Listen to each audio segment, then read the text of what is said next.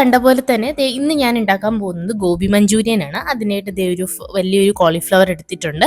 അത് ഞാൻ ചെറുതായിട്ട് അരിഞ്ഞു വെച്ചിട്ട് നല്ലപോലെ വൃത്തിയാക്കി കഴുകിയിട്ടിട്ടുണ്ട് കേട്ടോ. നന്നായിട്ട് ചൂടുവെള്ളത്തിൽ കഴുകിയ ശേഷമാണ് രണ്ടായിട്ട് ഞാനിങ്ങനെ അരിഞ്ഞെടുത്തിട്ടുണ്ട്. നിങ്ങൾക്ക് നിങ്ങളുടെ ഹോളായിട്ട് ഇടണമെങ്കിൽ ഹോളായിട്ട് യൂസ് ചെയ്യാം. കുറച്ച് വെള്ളത്തിൽ ഇത്തിരി ഉപ്പും കൂടി ചേർത്തിട്ട് വേവിക്കാനായിട്ട് വയ്ക്കുന്നുണ്ട്. ഒരു 2-3 മിനിറ്റ് നന്നായിട്ടൊന്ന് വെന്ത് വരണം. ഒരുപാട് വെന്ത് ഉടഞ്ഞു പോകാനൊന്നും പാടില്ല. നിങ്ങൾക്ക് ആ ഒരു പാകം അറിയായിരിക്കും. അതൊന്ന് കോരി നോക്കുമ്പോഴത്തേന് ആ ഒരു കണക്ക് മനസ്സിലാവും. ഒരു ചെറിയൊരു ഒരു കളർ മാറിയിട്ടുണ്ടാവും. എന്നിട്ട് ഇത് ഊറ്റി വെച്ച ശേഷം അതൊന്ന് തണുത്ത ശേഷം ഇനി മസാല ഉണ്ടാക്കുക എന്നുള്ളതാണ് നമ്മുടെ രണ്ടാമത്തെ സ്റ്റെപ്പ്. അതിനായിട്ട് നമ്മുടെ അളവിന് കുറച്ച് മുളക് പൊടി ഇടുന്നുണ്ട്, കുറച്ച് കുരുമുളക് ഇടുന്നുണ്ട്, പിന്നെ ഇഞ്ചി വെളുത്തുള്ളി പേസ്റ്റ് ഇടുന്നുണ്ട്, പിന്നെ 2 ടേബിൾ സ്പൂൺ കോൺഫ്ലവർ, പിന്നെ കുറച്ച് മൈദ. ഞാൻ ഇതിൻ്റെ അളവ് കറക്റ്റ് പറയുന്നില്ല, കാര്യം എൻ്റെ ഒരു കണക്കിനാണ് ഞാൻ ഇട്ട് പോകുന്നത്.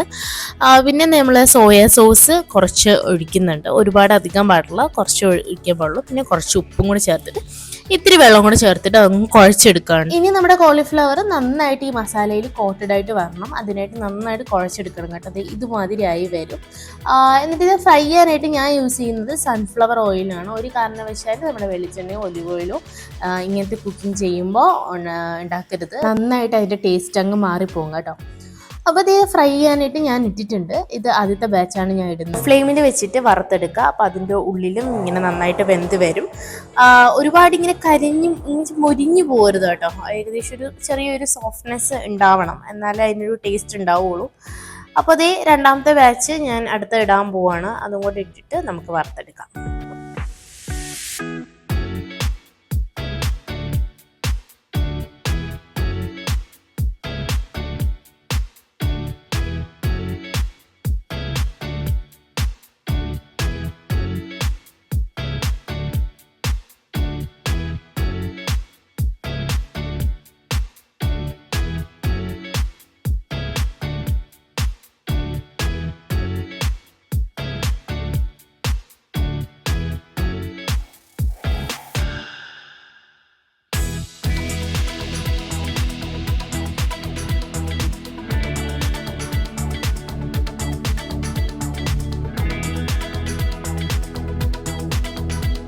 ബാച്ചും വറുത്തെടുത്തിട്ടുണ്ട്. ഞാൻ കുറച്ച് കോൺഫ്ലവർ ചൂടുവെള്ളത്തിൽ ഒന്ന് ഞാൻ കലക്കി എടുത്തിട്ടുണ്ട്. ചൂടുവെള്ളത്തിലോ നോർമൽ വാട്ടറിലോ ഒക്കെ നിങ്ങൾക്ക് കലക്കി എടുക്കാം.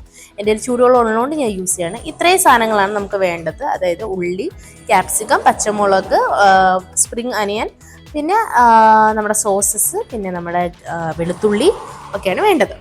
ഇന്ന് ഞാൻ യൂസ് ചെയ്യുന്നത് ഈ സ്റ്റെയിൻലെസ് സ്റ്റീലിൻ്റെ ഒരു പാൻ കേട്ടോ. അപ്പോൾ കുറച്ച് നമ്മൾ മൊരിച്ച് വെച്ചിരിക്കുന്ന വറക്കാനായിട്ട് വെച്ചിരുന്ന ആ എണ്ണ തന്നെ അതിനെ കുറച്ചെടുത്തിട്ട് നമ്മുടെ വെളുത്തുള്ളിയും പച്ചമുളകും ഇട്ടിട്ട് ഒന്ന് സോട്ട് ചെയ്തെടുത്തിട്ട് അത് കഴിഞ്ഞിട്ട് നമ്മുടെ വെല്ലുള്ളിയും ക്യാപ്സിക്കും ഇട്ടിട്ട് അതൊന്ന് വഴറ്റിയെടുക്കുന്നുണ്ട് കേട്ടോ. ഒരുപാട് വഴണ്ട് പോകണ്ട. ആ ക്യാപ്സിക്കം ഒന്ന് ഇങ്ങനെ ഷ്രിങ്കായാൽ മതി, അത്രേ ഉള്ളൂ. ഒരുപാട് വേണ്ട. എന്നിട്ട് കുറച്ച് ഉപ്പും കൂടി ഇട്ടിട്ടാണ് കേട്ടോ ഒന്ന് വഴറ്റിയെടുക്കണേ. അത് കഴിഞ്ഞിട്ട് ഇനി നമ്മൾ സോസസ് ആഡ് ചെയ്യാൻ പോവുകയാണ്. അപ്പം നമ്മുടെ ആദ്യം തന്നെ ആഡ് ചെയ്യുന്നത് നമ്മുടെ സോയാ സോസാണ്.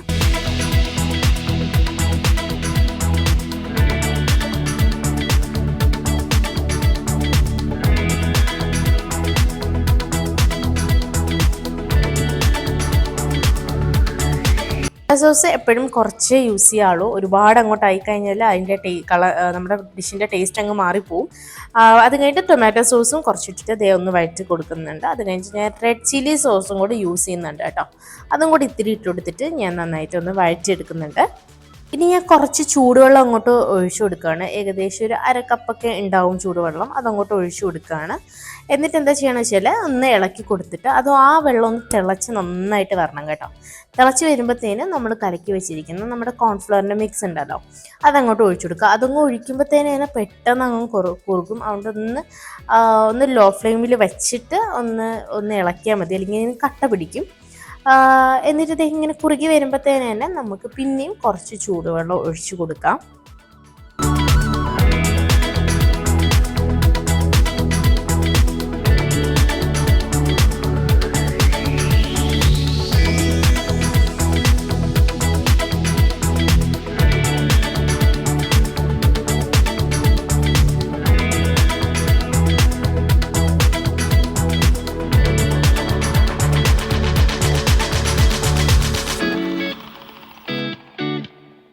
എന്നിട്ട് ഒന്ന് ടേസ്റ്റ് ചെയ്ത് നോക്കുകയാണ് ഉപ്പ് മധുരം ഒക്കെ നല്ല പാകത്തിനാണോ എന്ന്. എന്നിട്ട് നമ്മളെന്ന് വെച്ചാൽ കുറച്ച് മധുരം വേണമെങ്കിൽ കുറച്ച് പഞ്ചസാര ഇട്ട് കൊടുത്തിട്ട് ഒന്ന് ഇളക്കിയ ശേഷം നമ്മുടെ ഈ വറുത്ത് വെച്ചിരിക്കുന്ന നമ്മുടെ കോളിഫ്ലവർ അങ്ങോട്ട് ഇട്ട് കൊടുത്തിട്ട് നന്നായിട്ടൊന്ന് വഴറ്റിയെടുത്താൽ മതി കേട്ടോ. അതായത് നന്നായിട്ട് ആ മസാല നമ്മുടെ കോളിഫ്ലവറിൽ കിട്ടുന്ന ഭാഗത്തിൽ നന്നായിട്ട് ഇളക്കിയെടുക്കുക.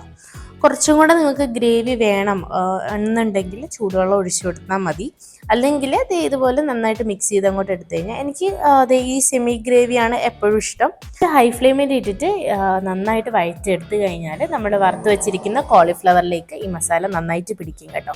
അല്ലാസ് നമ്മൾ അരിഞ്ഞു വെച്ചിരിക്കുന്ന സ്പ്രിംഗ് അനിയനും കൂട്ടി ഇട്ടിട്ട് നമുക്ക് സെർവ് ചെയ്യാൻ നേരത്ത് നമ്മൾ വെള്ള എള്ളുണ്ടല്ലോ അതും കൂടെ ഒന്ന് സ്പ്രിങ്കിൾ ചെയ്തിട്ട് ഒന്ന് സെർവ് ചെയ്ത് കഴിഞ്ഞാൽ നല്ല ഭംഗിയായിരിക്കും കാണാനായിട്ട്. ഈ ഒരു ഡിഷ് നമുക്ക് നമ്മുടെ പൊറോട്ടയുടെ കൂടെയോ അല്ലെങ്കിൽ ചപ്പാത്തിയുടെ കൂടെയോ നമ്മുടെ ഫ്രൈഡ് റൈസിൻ്റെ കൂടെയോ ഒക്കെ കഴിച്ച് കഴിഞ്ഞാൽ നല്ല ടേസ്റ്റാണ്. ഈ ഒരു സെയിം മെത്തേഡ് തന്നെയാണ് ഈ നമ്മുടെ കോളിഫ്ലവറിന് പകരം ചിക്കൻ ഫ്രൈ ചെയ്ത് ഇടുന്നേ ഉള്ളൂ. നമ്മുടെ ചില്ലി ചിക്കനും ഉണ്ടാക്കിയെടുക്കാൻ പറ്റും.